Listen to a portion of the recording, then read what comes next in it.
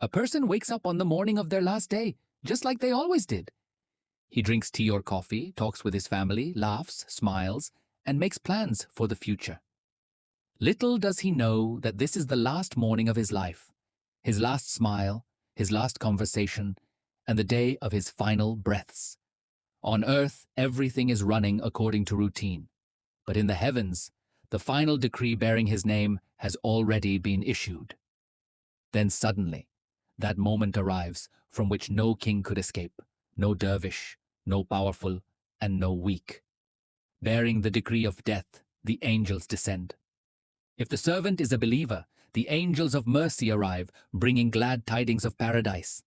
And if one was sinful, angels announcing punishment and a terrible fate appear before him. This is the first stage and the beginning of a journey from which no one has ever returned. Then the second stage of the soul's departure begins. By the command of Allah, the angel of death begins to draw the soul upward from the feet of the body. The brightness of the eyes fades away. The tongue begins to fall silent. Strength gives out. The person who took pride in his decisions yesterday cannot even move his hand today. He is looking at everyone, but slowly the world is fading away and disappearing from his sight. Then comes the third stage, when the soul rises above the chest and reaches the collarbones. This is the moment depicted by the Quran. No, indeed, when the soul reaches the collarbones. And it is said, "Who can save him now?" Today, no one can save him. And he himself becomes certain that the time of separation has come. At this moment, doctors become helpless. Medicines lose their effect. Wealth and riches stand silent. Children can do nothing. Friends can do nothing. Every worldly support shatters. Then the soul reaches the throat. People gather in the room. Someone cries.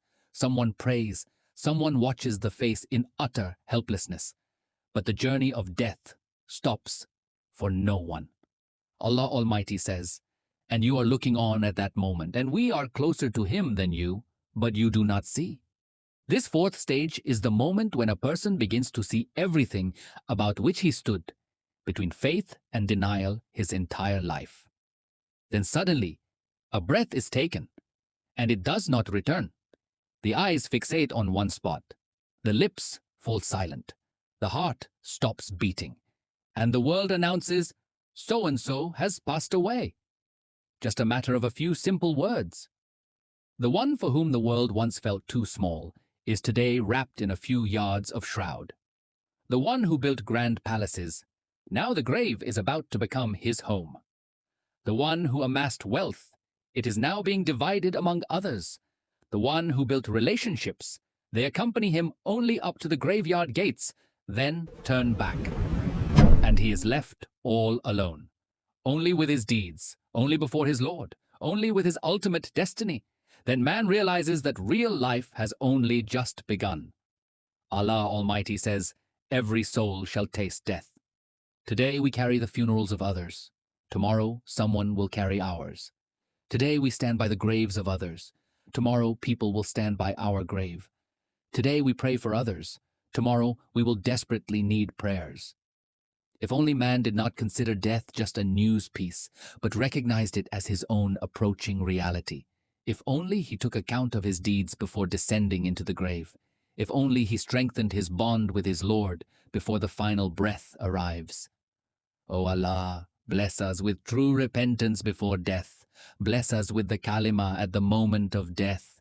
Grant us comfort and peace in the grave, and grant us a place under the shade of your mercy on the day of judgment. Ameen, O Lord of all the worlds. Like this video and share it with others. Don't forget to subscribe for more content. Thank you.